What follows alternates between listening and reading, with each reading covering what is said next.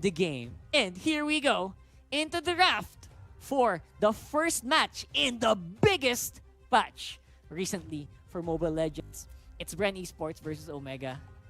Let's go. Now, it is going to be Yi Sun-shin banned out. I see the reasoning behind the Yi Sun-shin ban. Obviously, may mga narinig ako na some teams are going to stick to what they know. Which makes sense. It makes absolute sense, diba? You stick with what you know. You stick with what you've practiced for months. And it probably will still work. Pero again, madaming nuances na nangyayari ngayon sa Land of Dawn. Mga turret plating, turret shield, turret gold na makuha mo when you take out those shields. Very interesting whether or not those things are going to be a big factor.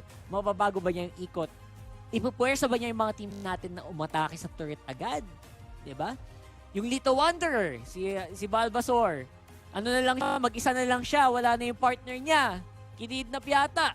At iba na din yung ginagawa nun. So, abangan nyo kung magiging point of contention, panoodin nyo ang ikot nila sa mapa mga tol kasi it's going to be a very good one.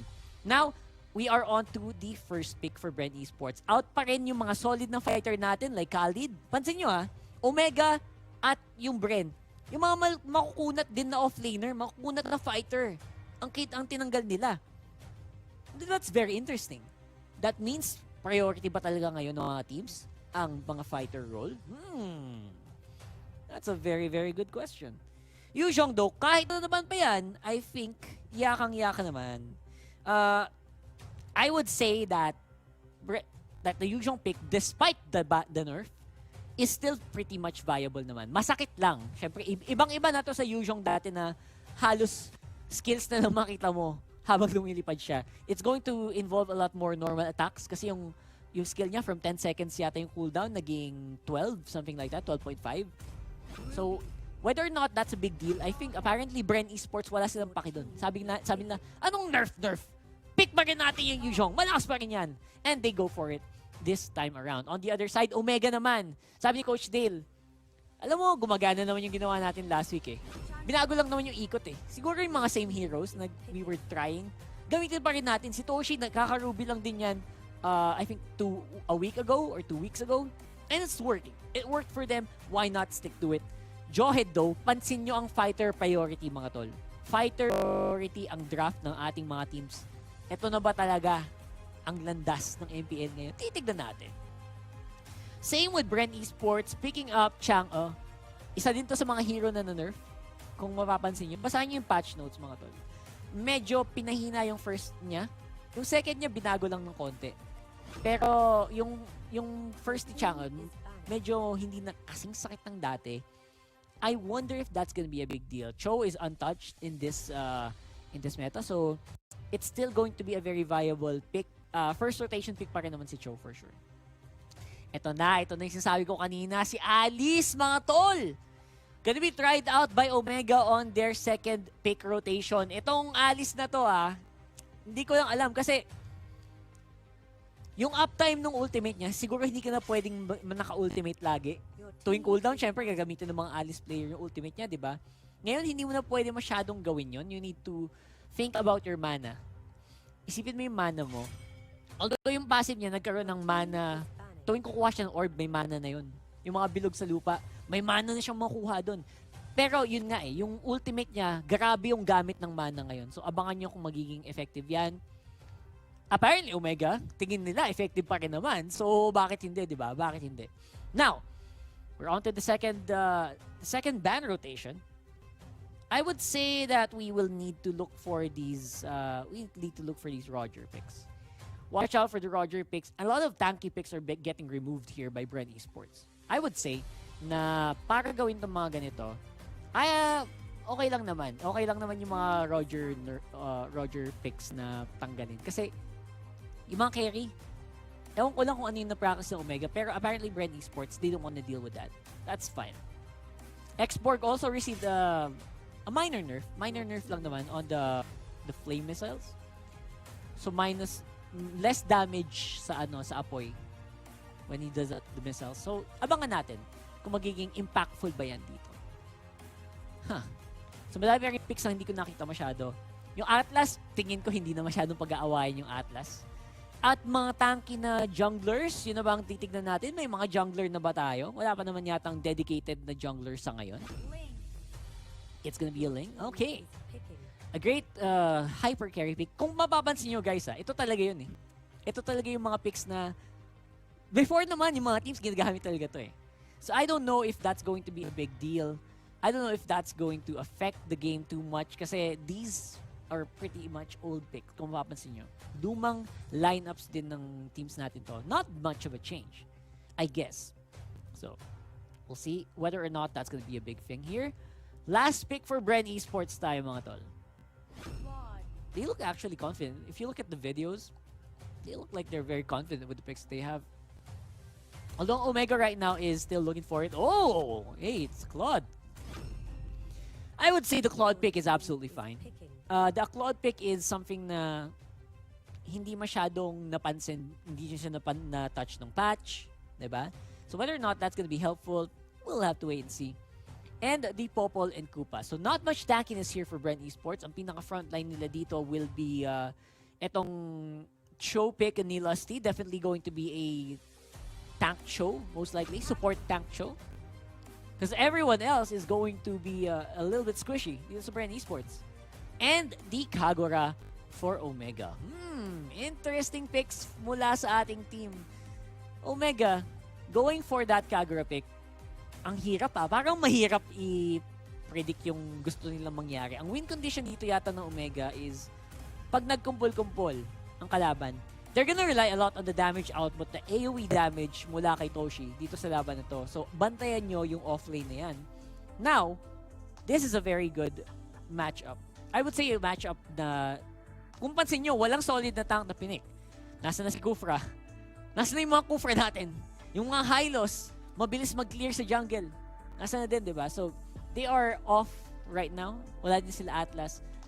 And a lot of these are focused on fighters and offlaners that can sustain for a long amount of time dun sa kanilang mga lane. Para ba yun sa full XP? Full gold lane? Very interesting, no? So a lot of these picks are going to be self-sustaining, kumaga. Self-sustaining and very much in going to be unkillable almost. If you play it safe, they're very unkillable in the first 3 to 4 minutes of the game. I guess, naisip din nila na sobrang important yung magiging laning phase natin dito. Ito na tayo, may pagbabago din na gano'n May mga logo-logo na din tayo.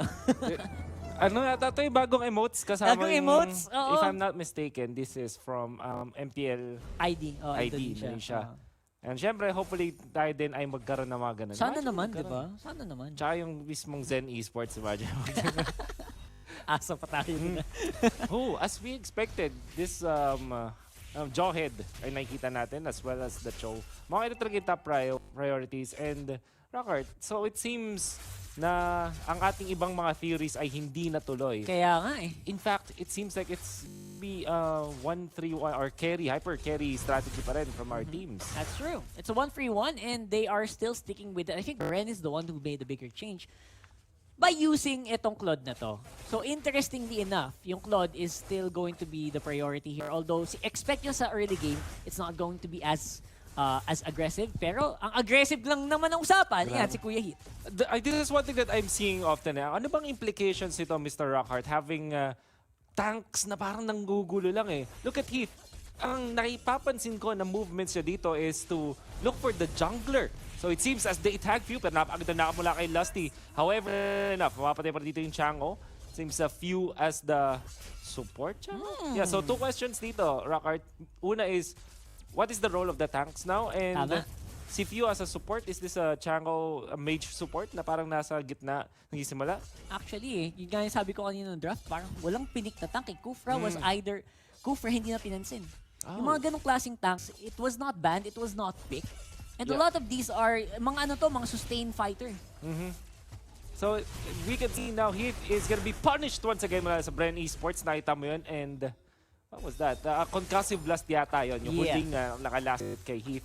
And, is it now gonna be the trend? Ito ba yung magiging trend, Rockhart, na makakita tayo ng mga aggressive na tanks pero ipapunish ng mga teams? It's starting to look like it kasi yung aggression kanina ni Heath, level 1 pa lang siya nun eh. So I think siya, wala siyang ultimate ngayon at 2.5 minutes. And malaking bagay yun, especially in the early ganking scenario. Okay. Seems like yung ating Ruby ay napipick ng madalas ng mga teams. Actually, Omega, tignan mo, parang sila pa yung nakakalamang. Even after the aggressiveness mula dun sa ating Johead. Samantala, Flap TZ na puwersa na gumamit na kanyang ultimate. Pero ito na naman Nako, si Heath. si Nako, Heath! di kulang yata. Recall, kulang na nga.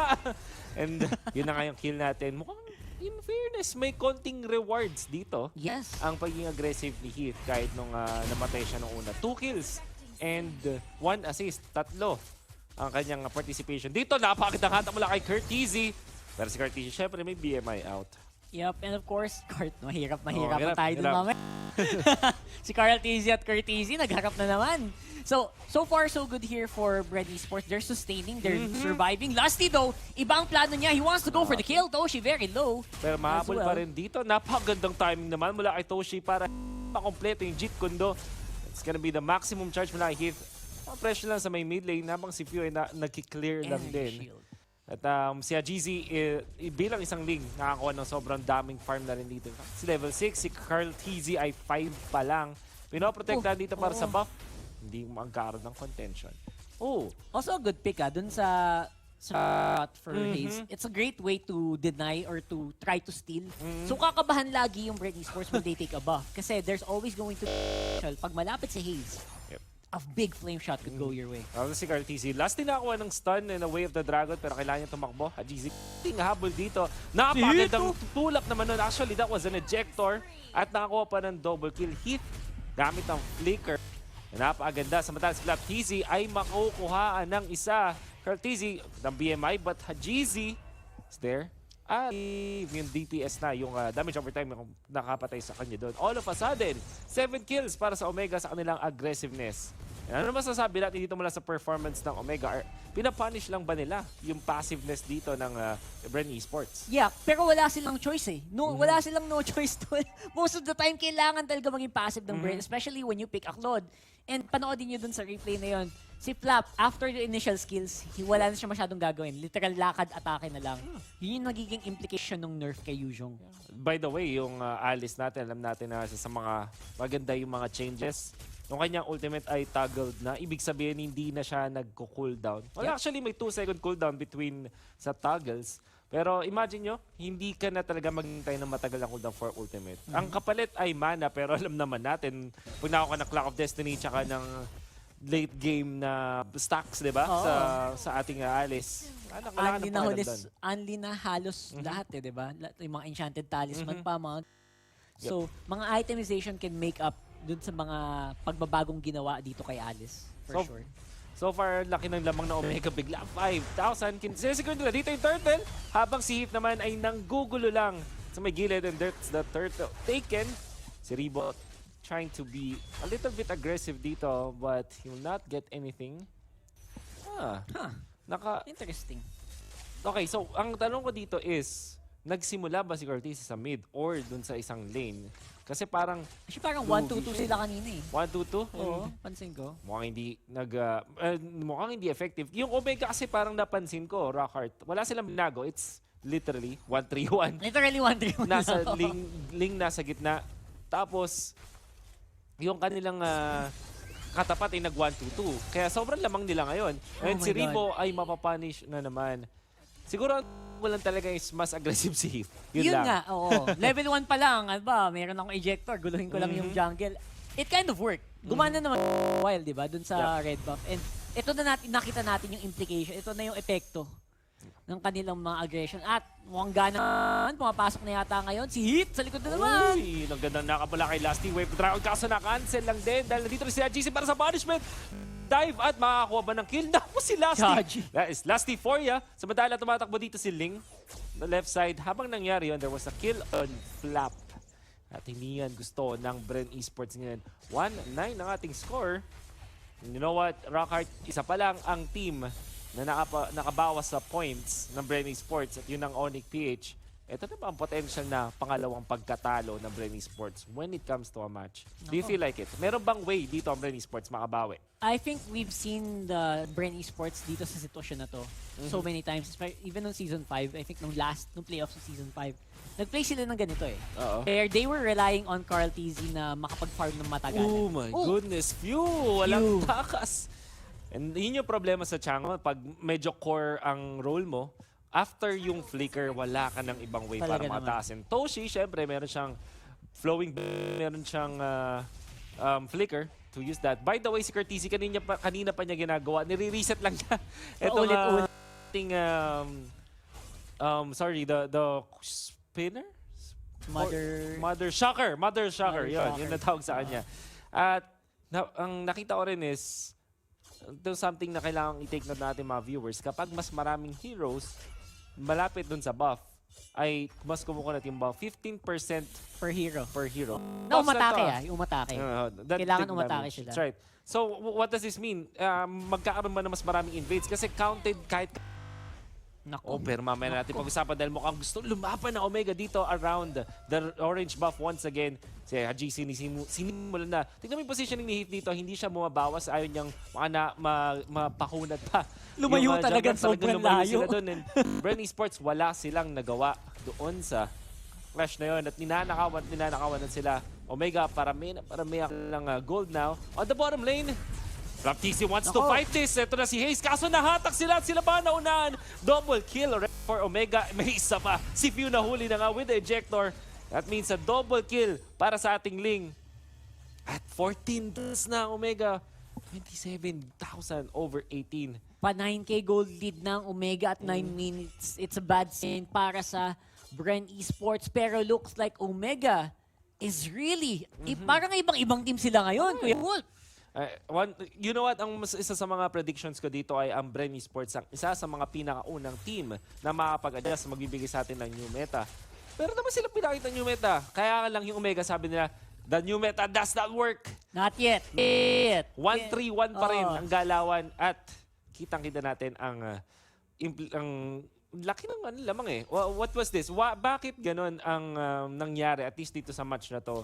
I know it's too early to tell, Rockhart. Pero so far, what are we seeing dito sa ating patch sa ginawa ng Omega laban sa BREN Esports? Bakit hindi nag-work yun? Ang trend naman ngayon ng BREN Esports is a lot of them are scaling heroes, di ba? Si Yuzhong with the Claude. Yung frontline nila is a little lacking. And even yung Chang... I think right now, dito sa gilid, kulang din ng power. I think kulang talaga ng firepower sa early game. At tinake advantage ng Omega yun. Nahuli din nila na inuhusan nila ng mga skills. And ngayon, kita nyo gano'ng kakunat yung buffs ngayon. Will be reset as well. Kasi Omega ay nang ginugulo lang si Carl TC dito. Ang goal lang nila hindi makapag-farm. Carl TC is just 5k. 7k na yung lane. Pero may clash dun sa may likuran. Yuzong as well as Chow combining. Pero yung Chango, Meteor Shower, walang tinatamaan. Nahuli din sa GZ. Pero sabi ng Omega, back muna. Pangit yung pwesto natin dito. Huwag tayong lumaban. At nag-burn lang sila ng ibang flicker at mga ultimate doon. Tapos, umalis na lang. And ganda ng decision eh. Cut your losses para sa Omega. Actually, yes. Ang pinakamalaking advantage na nakuha ng Omega doon, nakuha ni Toshi. Yung pinagtrabahuhan ni Carl TZ ng matagal. Now, nasayang yung oras ni Carl TZ doon habang distracted silang lahat. Tapos wala naman ding na-down sa Omega. So overall, positive net game pa rin. Okay. That's really good para sa Omega. Samantala, sinusunod na yung Lord. May nahuli dito si Toshi. Parang planado yata to ng Omega. What they're doing is just to take the Lord ngayon at isang bar na lang. Nandito si Ribo. We have to take note. Alam na nila kung kailan gagamit yung Retribution. Perfect timing at yun na nga. Flawless na flawless para sa Omega. May nahuli na naman dito pero mukhang walang punishment. Nagapit si Ajis sa likuran. Gustong mahanap yung Claude at napatay na nga yung Claude. Omega finding that carry ng BREN Esports at isang magandang trade. Hindi nga trade eh. Lord It's a Lord. at Claude para sa isang Alice. That is not bad. That is Omega with getting everything, almost everything they want na parang dumulas lang ng konti sa dulo. Ngayon, nakita natin yung implication nung pagkawala din nung Purify sa isang Claude. Ang laking bagay pala, no? Pag walang Purify yung Claude, talagang mukha siyang sobrang vulnerable. Hindi ka basta-basta makapag-battle mirror image palayo. Interesting. Pansin ko rin dito, Rockhart, is Omega talagang nasa aggressiveness lang sila. What they're trying to do is hindi nila hinaya makapag-farm sa BREN eSports. Tapos dahil lagi sila naghanap ng gulo, na-force nila itong si Yuzong at si Lusty na pumunta lagi kung nasan sila para hindi makapag-side lane push. So, kung may defense man dito mula sa BREN eSports, kailangan nilang sobrang lapitan with Meteor Shower, Blaze Fluid, kasi mahihirapan sila. Katulad ng ginagawa ni HGC, wala siyang pake. Wala, Scene zone. Scene zone Grabe ni naman HGC. to. At yun, ngayon na, pinansin na. Finurse na dito yung ultimate. And HGC almost taking him down. Samantala si Tosh dito nakipag 1v1 sa tatlo. Habang yung Lord naman papunta na sa base. Inhibitors down. May magandang hatak mula doon sa Ruby. And in terms of Tempest of Blades, Bratisi bad position at nahuli din sa likuran si Ribo. Lahat na sila namatay. And Omega scores Maniac. the second defeat of BREN eSports